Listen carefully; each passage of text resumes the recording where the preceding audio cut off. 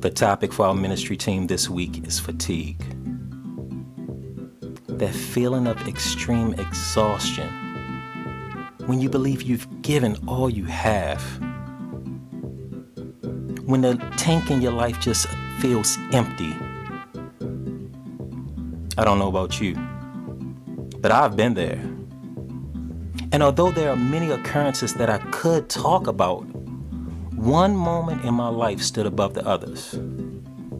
Because I knew at that moment God had intervened on my behalf at my moment of fatigue. It was the day I tried out for the police department and was taking my agility test. After breezing through several of the other physical requirements, we finished our day with a 1.5 mile run outside. I can remember that moment like it was yesterday because it was 30 degrees outside and extremely windy, which made it feel even colder than what it really was. And we had to run 8 laps around a building, which equaled our 1.5 miles. So I started out strong as I paced myself going lap after lap after lap. But suddenly around the 4th lap, fatigue set in. And I just began to slow down. And I tried to push myself by clinging to the fact that this could be the start of a new chapter in my life. But my mind and my body, they just weren't on the same page. As my pace consistently slowed down to the point that I just began to walk. My lungs were burning from the cold air, and my legs were aching. And I remember thinking, this is it. I'm done. I don't have any more to give. And I began to accept the reality that it was time to throw the towel in. Or at least I thought. Because that's when he came.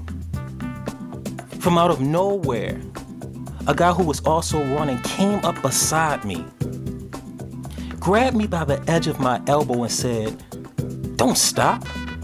Just keep going. You can finish." He held onto my arm and basically pulled me along until my walk turned into a jog, and my jog turned into a run, to the point that I was now running at the same pace as he was.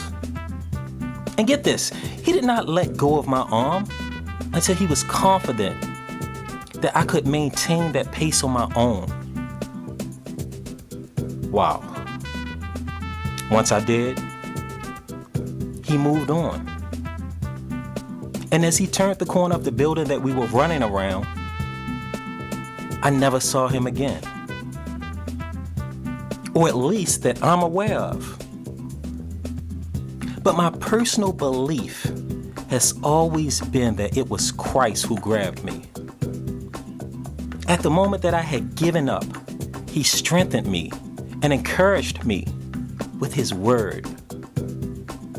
Saints, isn't it amazing how God steps in at our weakest moments when we believe that we've reached the depth of what we think we can handle?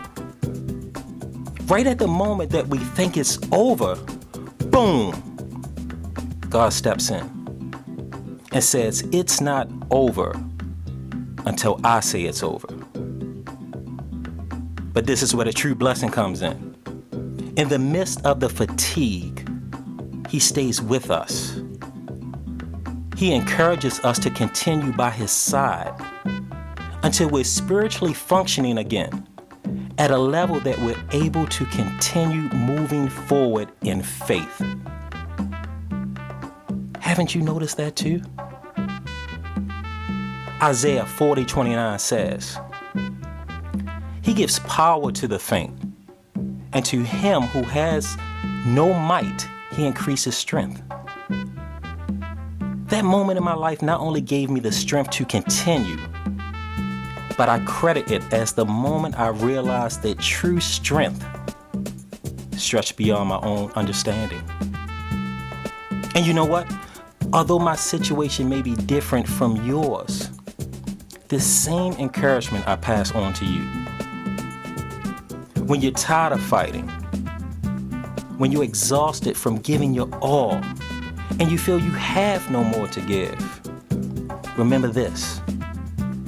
The Word of God strengthens us, the Word of God encourages us, and the Word of God releases power from within us to allow us to endure to the end. Blessings.